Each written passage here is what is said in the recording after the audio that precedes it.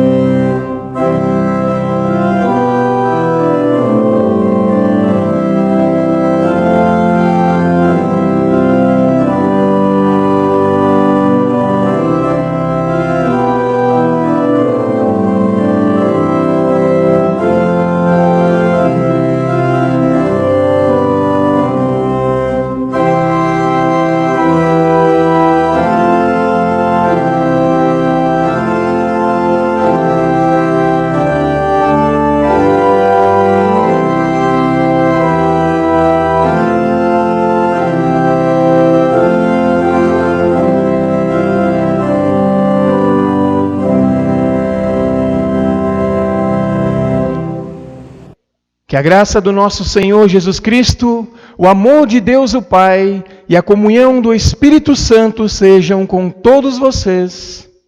Amém. Se o próprio Deus lhe convidasse para uma festa, o que você faria? Você aceitaria ou rejeitaria o convite de Deus? Ah, Paulo, mas essa pergunta, é lógico que nós aceitaríamos. Será? Será mesmo que você aceitaria o convite? O texto no qual iremos meditar nesta noite é o texto de Mateus, capítulo 22, versículos de 1 a 14, o qual está previsto para o 19º domingo após Pentecostes. E através deste texto, Deus nos convida a fazermos parte do seu reino. Convido vocês a abrirem suas Bíblias, Evangelho de Mateus, capítulo 22, versículos de 1 a 14. Passo a ler o texto. De novo, Jesus usou parábolas para falar ao seu povo. Ele disse: o reino do céu é como um rei que preparou uma festa de casamento para o seu filho.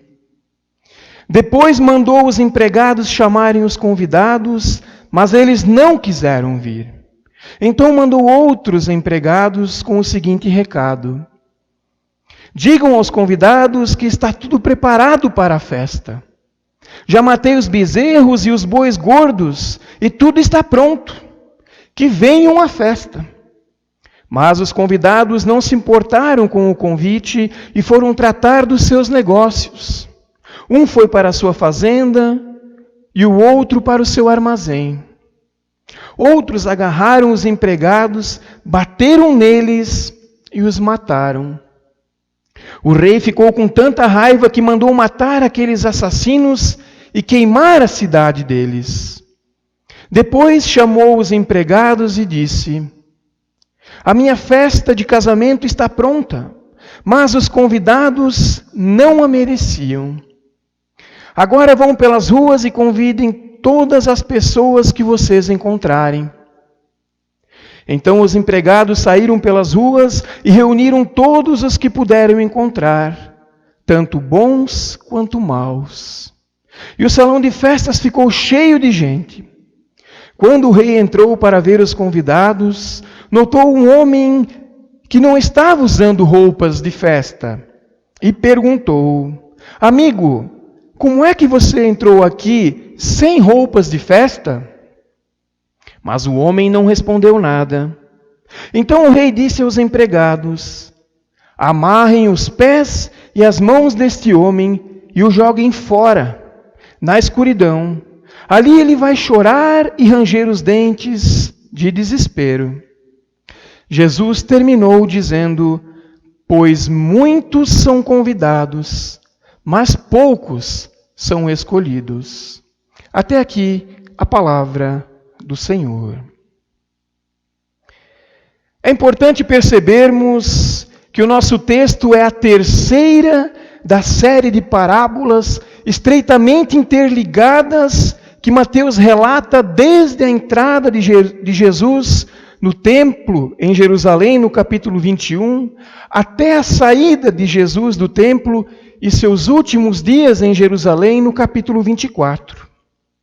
O capítulo 21, ele menciona a chegada de Jesus em Jerusalém, a entrada de Jesus no templo, onde alguns chefes dos sacerdotes e alguns líderes judeus questionavam sobre a autoridade de Jesus e rejeitavam o chamado ao arrependimento que João Batista proclamava.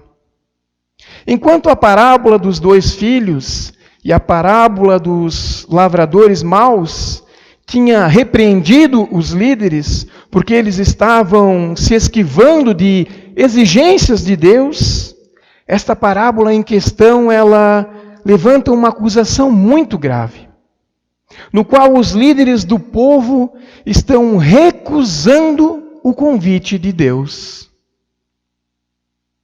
E além disso, a recusa acontece da mesma maneira que a negação da obediência. Leva ao assassinato do que Deus enviou para comunicar o chamado de Deus aos seus convidados. A rejeição do chamado de Deus, comunicado por meio de Jesus nessa parábola, não leva a uma neutralidade qualquer, mas sim a uma decisão. O que fazer com o convite gracioso de Deus? Nesse sentido, o nosso texto nos leva a refletir sobre dois aspectos de extrema importância para as nossas vidas.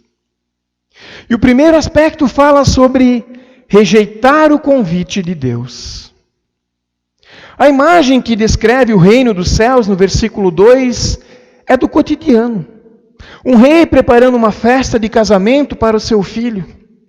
Há empregados, servos do rei, envolvidos desde a distribuição dos convites até a preparação da festa.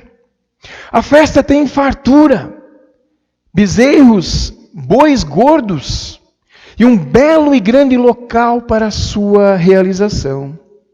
Alguns convidados simplesmente não deram importância nenhuma ao convite do rei. E foram tratar do que eles achavam ser mais importante. Os seus negócios, o seu trabalho e outras situações. Outros empregados, servos, inclusive foram agredidos e foram mortos. Sendo assim, o rei ele se irrita ao receber essa notícia e manda matar os assassinos e queimar as suas cidades. O importante aqui é perceber que o tema central desta parábola é o convite. O chamado de Deus manifesto por meio de Jesus Cristo. O rei como sendo Deus. O banquete como sendo o reino de Deus. E os empregados, servos, sendo os mensageiros de Deus, anunciando a palavra de Deus de acordo com a sua vontade. Ou seja, Deus é o eterno Rei, e o seu reino é o banquete de alegria, onde todas as lágrimas estarão enxugadas. Rejeitar o convite de Deus é excluir-se de seu reino. É optar por uma eternidade longe de Deus. Rejeitando o seu banquete, rejeitando o seu cuidado, o seu amor. Rejeitar o convite de Deus é não dar ouvidos à sua palavra. É ignorar a verdade, o caminho e a vida. Com isso eu entro num segundo aspecto, que fala sobre aceitar o convite de Deus e viver uma vida de fé. Aceitar o convite de Deus e viver uma vida de fé. Mesmo depois do convite ser rejeitado pelos seus convidados, a festa ela continuava marcada. Mas não havia convidados para festejar. Então o rei envia novamente os seus empregados, servos, para distribuir novamente os convites, desta vez tentando trazer todos para a festa. Diz o texto que vieram bons e maus convidados. Agora sim o salão ficou cheio de gente. O dono da festa, andando entre os convidados, ele viu que alguém não estava usando roupas da festa, ou seja, a veste nupcial, que era pré-requisito para entrar na festa. Sendo assim, esse convidado ele foi retirado da festa, para um lugar escuro, onde chorava e rangia os dentes. E a conclusão da parábola diz no versículo 14 que muitos são convidados, mas poucos são escolhidos. Aqui é importante perceber que o convidado que estava sem as vestes nupciais, aparentemente ele não estava fazendo nada de errado. Apenas não tinha roupa adequada. E o texto não fala nada a respeito da oferta de roupas para os convidados. Mas na cultura daquele tempo, e podemos dizer também na nossa cultura brasileira, numa festa de casamento, ninguém nos diz qual roupa devemos utilizar. Claro que algumas ressalvas, no caso dos padrinhos, madrinhas, testemunhas, mas geralmente usamos a melhor roupa para honrar aqueles que nos convidam. Se aceitamos o convite, queremos honrar quem nos convidou. Se não nos portarmos de forma adequada, não deveríamos estar na festa, ou seja, a ausência do traje nupcial significa uma violação, um menosprezo ao anfitrião. Aceitar o convite para a festa é vestir-se de um traje nupcial. Significa aceitar o convite de Deus e viver uma vida de fé. O traje significa um novo ser. Os que aceitam o convite naturalmente sabem que nesta festa o comportamento adequado é usar a veste nupcial. Quem aceita o convite se porta de maneira adequada para justamente honrar o seu anfitrião. E se ele não fizer isso, ele será jogado fora da festa. Por isso, ir à festa e honrar o rei com a vestimenta adequada é o que se espera de cada convidado, de cada pessoa. Que traje nós temos usado? Ou melhor, você já aceitou o convite de Deus? Não é possível entrar no reino de Deus como se Deus não existisse. Precisamos estar trajados, precisamos da veste nupcial, um comportamento digno da palavra de Deus. Filipenses capítulo 4, versículo 8 nos diz: meus irmãos, encham a mente de vocês com tudo o que é bom e merece elogios, isto é, tudo o que é verdadeiro, tudo o que é digno, correto, tudo o que é puro, tudo o que é agradável e decente. Aceitar o convite de Deus é viver uma vida de fé em Jesus Cristo. A essência do convite nós vemos na pessoa e obra de Jesus Cristo, o Filho do Rei. Ele convida a vir.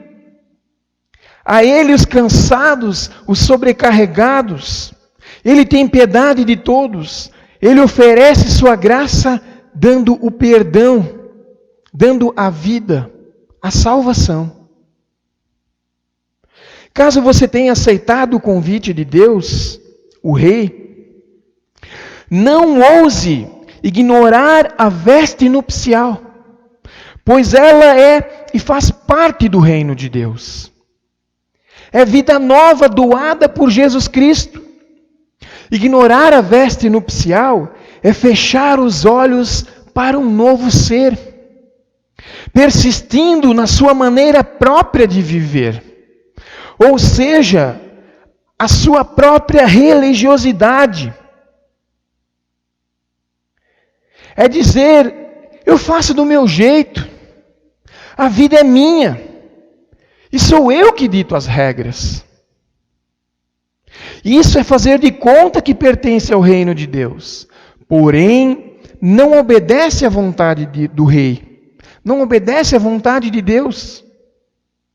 É ir à festa, mas não estar de acordo com os requisitos exigidos.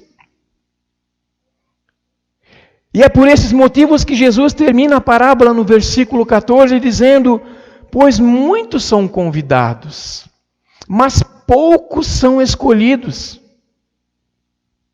Aqui Jesus se dirige à comunidade dos que creem nele, dos que aceitam o convite, porém vivem de forma indigna. Aqui Jesus está dizendo que pertencer a uma comunidade ainda não é a decisão de tudo. Que também nas comunidades podem ter elementos impuros, ou seja, pessoas que não usam as vestes nupciais e nem querem usar. Por esse motivo, pertencer a uma comunidade jamais pode ser uma almofada de repouso sobre a qual a nossa fé pode descansar. As palavras muitos são chamados, mas poucos são escolhidos, não significa que Deus não quer salvar a todos. A causa é que ou não ouvimos a palavra de Deus, ou ouvimos a palavra de Deus, mas a desprezamos, endurecendo os nossos ouvidos e coração, obstruindo assim a ação do Espírito Santo, de modo que ele não possa levar a efeito a sua obra sobre nós. E o culpado disso não é Deus ou a sua eleição, mas sim a malícia e a teimosia de quem ignora a palavra de Deus. A ingratidão e a arrogância sempre ameaçam nos fazer perder o rumo. Embora não merecemos de forma alguma misericórdia, o Evangelho, ele insistentemente nos convida a vir e nos juntarmos ao Senhor em seu eterno banquete celestial através de Jesus Cristo. O meu desejo é que possamos, sim, aceitar o convite, o chamado de Deus, manifesto por Jesus Cristo. Aceitar o convite do nosso Rei, que é o nosso Deus, e viver uma vida de fé, de obediência à sua palavra, usando uma vestimenta adequada, que nos foi entregue por meio de Cristo, usando uma vestimenta adequada aos seus olhos e aos olhos dos nossos irmãos na fé, testemunhando o amor de Deus, colocando em prática aquilo que Paulo menciona em Filipenses 4, versículo 8. A verdade, a dignidade, o que é correto, o que é puro, agradável e decente. E a paz de Deus, que muitas vezes nós não conseguimos entender, guardará o nosso coração e a nossa mente, pois nós estamos unidos com Cristo Jesus. Por meio de Cristo, Deus nos acolhe, Deus nos justifica, sem levar em conta os nossos pecados. Deus já disse sim para nós, por intermédio de Cristo. Digamos um nosso sim para Ele, pois tudo já está preparado. Por meio dessa história, Jesus nos transmite uma mensagem. Sintam-se convidados por Deus. Ele nos chamou desde o batismo e nos chamou pelo nome. Amém. Em resposta à palavra que ouvimos nesta noite e na comunhão das pessoas que creem no Trino Deus, nós confessamos a nossa fé através das palavras do credo apostólico. Creio em Deus Pai Todo-Poderoso, Criador do céu e da terra, e em Jesus Cristo, o seu Filho unigênito, nosso Senhor, o qual foi concebido pelo Espírito Santo, nasceu da Virgem Maria, padeceu sob o poder de Pôncio Pilatos, foi crucificado, morto e sepultado, desceu ao mundo dos mortos, ressuscitou no terceiro dia, subiu ao céu e está sentado à direita de Deus Pai Todo-Poderoso, donde virá para julgar os vivos e os mortos. Creio no Espírito Santo, na Santa Igreja Cristã, a comunhão dos santos, na remissão dos pecados, na ressurreição do corpo e na vida eterna. Amém. Convido para cantarmos o hino Meu Irmão, Tu Precisas Falar.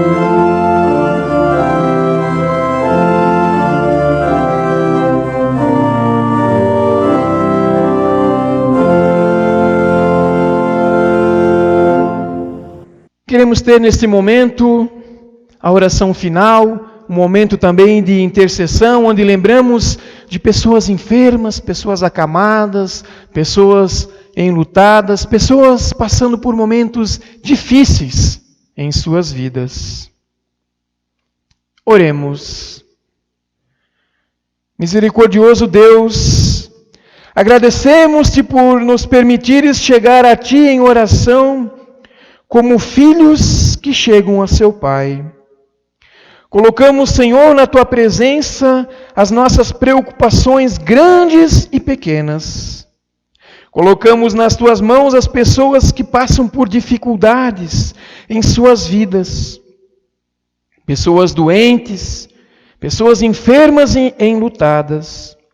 Te pedimos pelo reestabelecimento da saúde de Marcos Cícero Zanluca, que passou por uma cirurgia nesta semana. Por todos aqueles que necessitam do Teu consolo, do Teu amor. Ajuda-nos a vencer as dificuldades e a olhar para a frente, confiantes que Tu estás ao nosso lado. De modo especial, oramos pela família enlutada da senhora Neuci Renner Endler, que veio a falecer. A senhora Neuci Renner Endler nasceu em 27 de 5 de 1959, em Concórdia, Santa Catarina. Filha de Arlindo Renner e de Olga Renner, casou-se a 21 de 9 de 1991 em São Bento do Sul, com Celso Endler. O casal teve uma filha. A senhora Neuci Renner Endler faleceu no dia 8 de 10 de 2020, às 3h40 da madrugada, devido ao câncer. Alcançou a idade de 61 anos, 4 meses e 11 dias. Deixa enlutados esposo, uma filha, um irmão, uma irmã, sogra, cunhados, cunhadas, sobrinhos e sobrinhas. A senhora Neuci Renner Endler foi sepultada no cemitério municipal em São Bento do Sul. Fortalece, ó Pai, a cada dia esta família enlutada. Pedimos para que esteja com a Tua mão protetora, consolando-a em seus temores. Esse consolo não nos deixa sozinhos no eterno sofrimento, porque Cristo é a nossa esperança. Derrama, Senhor, as Tuas bênçãos sobre todos nós e abre nossos ouvidos, corações e mentes para que aceitemos o Teu convite. Desperta-nos para uma vida em contínua preparação por meio dos diários gestos de amor e comunhão. Que assim experimentamos os sinais da grande festa do Teu reino. Fortalece-nos, ó Pai, a cada dia, para que possamos ouvir do Teu amor, quando juntos oramos a oração que o Teu Filho Jesus Cristo nos ensinou, dizendo: Pai nosso que estais nos céus, santificado seja o Teu nome, venha a vós o Teu reino, seja feita a Tua vontade, assim na terra como no céu. O pão nosso de cada dia nos dá hoje. Perdoai as nossas dívidas, assim como nós também perdoamos os nossos devedores. E não deixes cair em tentação, mas livra-nos do mal, pois Teu é o reino, o poder e a glória para sempre. Amém. Convido neste momento para recebermos a bênção do nosso Senhor. O Senhor te abençoe e te guarde. O Senhor faça resplandecer o seu rosto sobre ti e tenha misericórdia de ti. O Senhor sobre ti levante o seu rosto e lhe dê a paz. Amém. Que assim nós possamos ir na paz do Senhor. Desejo a todos um ótimo domingo e uma ótima semana. Um forte abraço. Boa noite.